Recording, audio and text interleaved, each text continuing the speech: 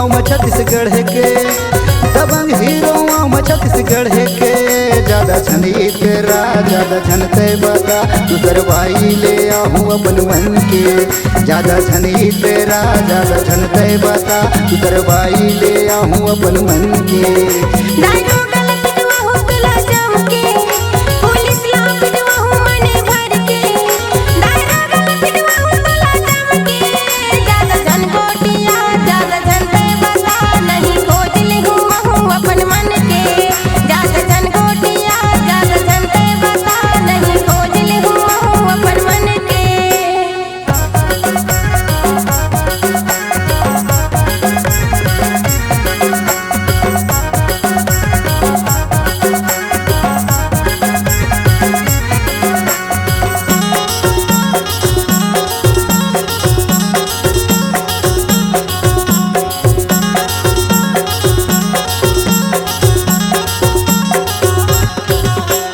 पक्का टमाटर के चटनी बनाही, घर भात रांध के तो मोला खावाही। पक्का टमाटर के चटनी बनाही, घर भात रांध के तो मोला खावाही। लेहू पैरी ओखर पर कोड़ के, लेहू पैरी ओखर पर कोड़ के। ज्यादा छनी तेरा ज्यादा छनते बता, दूसर भाई ले आऊँ अपन मन के। ज्यादा छनी तेरा ज्यादा छनते बता, दूसर भाई ले आऊँ अपन मन के।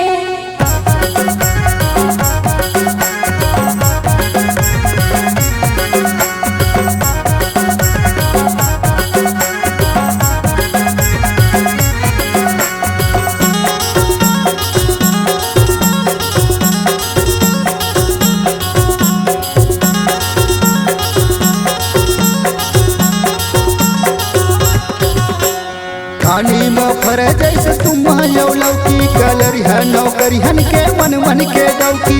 छानी में फर जैसे तुम लौकी, कलर है नौकरी हन के मन मन के डौकी।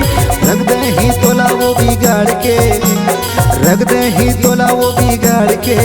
ज्यादा छनी तेरा ज्यादा छनते बता, नहीं तो दूसर पटा हूँ अपन मन के। ज्यादा छनी तेरा ज्यादा छनते बता, दूसर भाई ले आऊँ अपन मन के।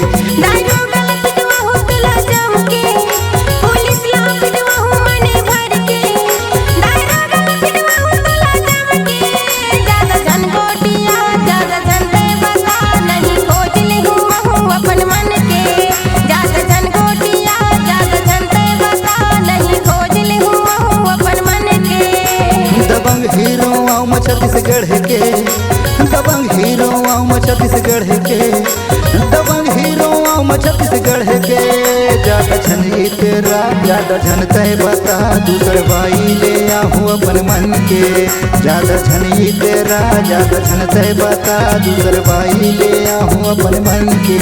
ज्यादा छन को दिया ज्यादा छनते बता, नहीं खोज ले महू अपन मन के। ज्यादा छनी तेरा ज्यादा छनते बता, दूसर भाई ले आऊँ अपन मन के। ज्यादा छन को दिया